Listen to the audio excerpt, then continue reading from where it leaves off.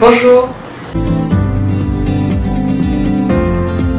Bonjour, moi c'est Bouddha, j'ai 25 ans, ça fait 7 ans que je peins.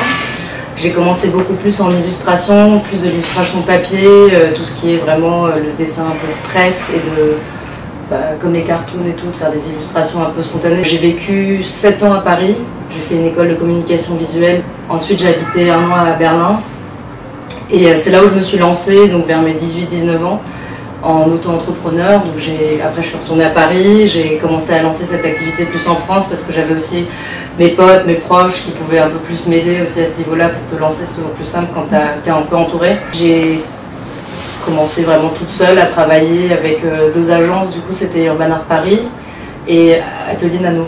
Donc c'est avec eux où j'ai vraiment commencé à faire des projets très professionnels. Donc j'ai travaillé dans ma chambre longtemps et donc là c'est la première fois où je suis en atelier depuis 1 an au Fort Superposition.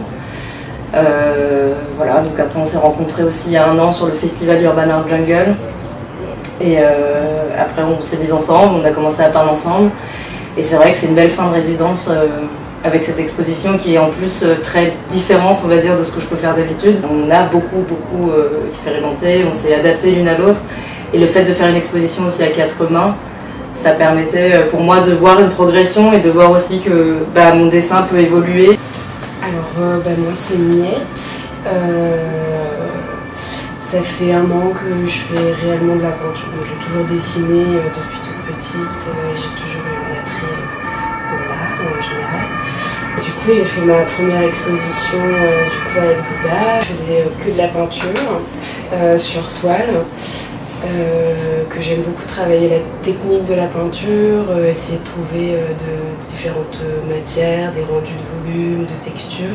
Je pense que du coup ça se mêlait vachement bien, nos 2 styles complètement différents, donc c'est bien qu'on collabore ensemble.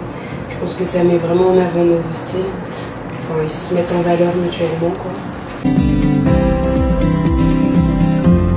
En fait c'est un surnom que je traîne depuis le collège. Et ça date un petit peu d'un... c'est un peu gênant, mais en fait, dans mon lycée, on faisait le carnaval. Et à l'époque, en fait, on avait le droit de choisir un peu nos costumes. Et j'étais un peu plus corpulente à l'époque, on va dire. Et du coup, je m'étais dit, allez, c'est marrant, je vais me déguiser en Bouddha. Sauf que ce n'était pas du tout marrant. Bizarrement, cette idée du nom Bouddha est restée. Et en arrivant à Paris, c'est vrai que c'est un nom que je mettais un peu dans la rue déjà à cette époque-là. Et les gens que j'ai rencontrés se rappelaient plus de mon prénom, enfin du nom Bouddha que de mon prénom. Voilà, je pense que c'est quelque chose qui se retient. Et j'ai hésité un moment à changer peut-être parce que on peut croire qu'il y a des connotations avec Bouddha du coup, mais il n'y a pas. Enfin, c'est pas du tout aucun rapport. Et moi, Miette, j'ai pris Miette parce qu'il y avait un album jeunesse que ma mère me lisait qui s'appelle Baba Yaga. Et la petite fille, elle s'appelle Miette et je trouvais ça trop mignon. Et aussi dans la Cité des Enfants Perdus, il y a une petite dame qui s'appelle Miette qui est trop géniale.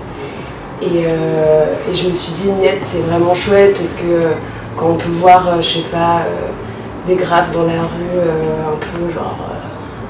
je sais pas, des trucs, enfin c'est souvent très grand, auto-centré, moi je vais graffer ça, tout le monde va me voir et je trouve qu'une petite Miette c'est pas mal. Et parce que je suis personne et que j'ai envie d'être personne et que ça me va, enfin c'est pas personne, c'est une Miette, hein, c'est quand même plus chaud. Et puis je pense que on est tous des petites Miettes et que tous ensemble on fait un gâteau. Pour notre exposition, on est parti surtout d'inspiration de la bonne jeunesse, comme par exemple Bibi la boule d'Hélène Mandon, Les triplettes de Belleville, Le roi et l'oiseau, Diane Arbu, qui est une photographe, je trouve qu'elle mélange un peu un truc assez poétique mais en même temps assez flippant, et un peu de surréalisme, on pourrait dire Dali.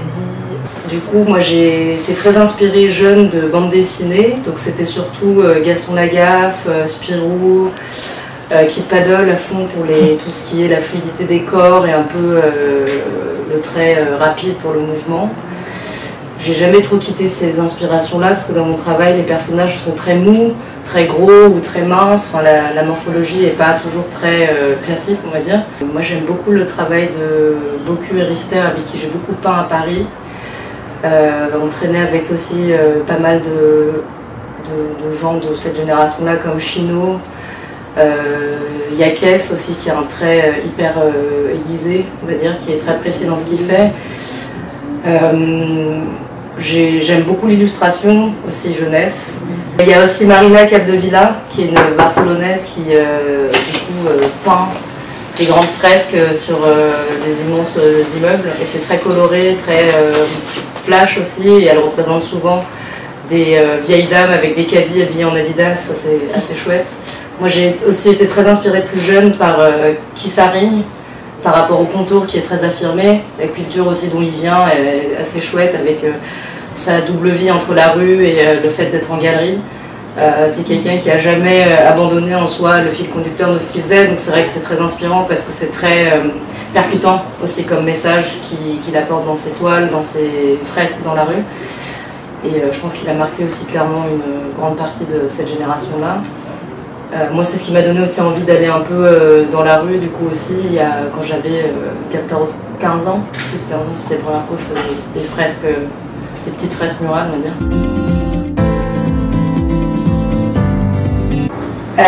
Alors notre exposition s'appelle « Lorsque j'ai rencontré l'ennui ». C'est un titre qui tombait aussi à pic au niveau du contexte. Du coup, nos deux petits personnages, on a chacun un personnage et ils nous illustrent beaucoup. Donc moi, c'est un petit personnage avec un chignon qui en fait va rencontrer l'ennui, et l'ennui c'est son petit animal domestique qui est un escargot. Et Marie, c'est un petit personnage avec un chapeau qui a plein de valises. Et en fait, elle va déposer ses valises et elle va venir me rejoindre. Donc ça, c'est ce que raconte nos toiles. Et en fait, à partir de ce moment-là où il y a cette rencontre et cette fusion artistique aussi, et c'est là où l'ennui disparaît et l'imaginaire prend le dessus, et les deux personnages, il y a une rencontre de nos deux imaginaires et du coup un voyage. Mais on peut quand même dire que le contexte, ça peut faire aussi tilt du coup au contexte, mais je pense pas que ce soit l'idée principale.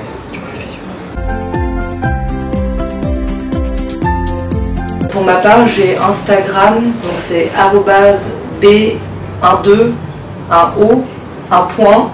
.da. Voilà. Sur Big Cartel, j'ai une petite boutique en ligne où je mets régulièrement des prints en vente, chose que j'ai customisé aussi, donc c'est buddhashop.bigcartel.com. Et Facebook aussi, j'ai une page qui s'appelle Bouddha, donc c'est @Bouddha Illustration. Et moi je suis plutôt active sur Instagram.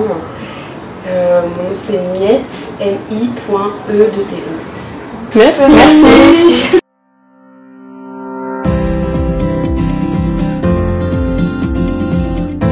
Moi c'est Maëlys. Et moi je m'occupe de la communication et des partenariats. Alors Superposition existe depuis maintenant 4 ans. On est basé à Lyon. Et depuis plusieurs années, on a pour vocation justement à valoriser les arts urbains, que ce soit à travers des événements grand public, que ce soit à travers des projets pour des privés comme des personnes, des structures publiques. Moi, ça fait 3 ans que je travaille ici. Du coup, j'étais là quasi dès les débuts de Superposition. Au tout début, on était dans la petite galerie rue Longue. Voilà, c'est un concept de création de galerie in situ, ex situ. Chaque mois, un artiste prenait possession de la rue, mais aussi de la galerie à l'intérieur. Après, on a déménagé à Perrache. Là, c'était vraiment pareil, une galerie beaucoup plus grande, de 230 mètres carrés. Et pareil, l'idée, c'était de continuer de créer des cycles d'exposition. Et ensuite, on atterrit au Fort.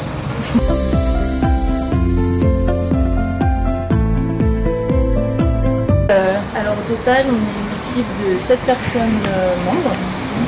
À côté, on a énormément de personnes qui nous aident en service civique, mais aussi en stage, et aussi des bénévoles qui nous suivent tout au long de l'année. Et au total, on est un noyau de 5-7 personnes salariées. Alors ce qu'il faut savoir, c'est que Superposition, c'est au début, s'autofinance. On n'a aucune subvention. Et c'est à travers les événements qu'on organise que justement l'association fonctionne. Alors, vous pouvez adhérer à l'année à Superposition, c'est à hauteur de 3 €. Et cette adhésion vous permet justement de participer à tous les événements de Superposition, que ce soit au fort ou même à l'extérieur. Et ben parce que toutes les bonnes choses ont une fin. Ouais. Mais en fait c'est le promoteur immobilier qui est en possession du fort va débuter les travaux de rénovation du fort, et nous on avait une convention d'occupation temporaire avec lui et qui se termine justement en octobre.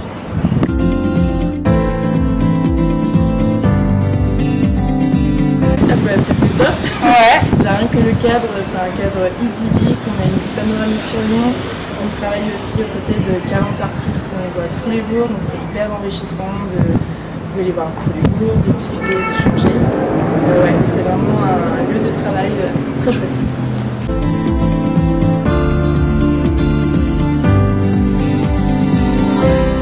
Alors là, l'idée pour cette nouvelle saison, c'était vraiment de créer un cycle d'exposition avec des artistes émergents auxquels on croit énormément et qui sont en pleine percée. Et donc pour cette saison, on a accueilli des duos chauds, mais aussi des solos chauds.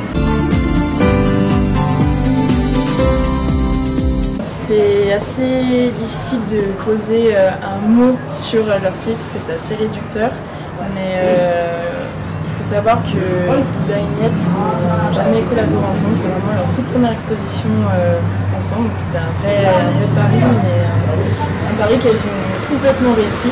Et là, pour leur exposition, elles ont vraiment voulu créer un univers entre réalité et fiction, où justement les souvenirs s'allient aussi à l'imaginaire du public. Et c'est vraiment une exposition qu'on est vraiment très fiers de présenter avec elles. Alors on est présent sur Facebook, Instagram, LinkedIn, Twitter et Pinterest. Et notre site internet c'est superposition-session.com. On vous réserve plein de belles surprises. Merci beaucoup. Merci à toi.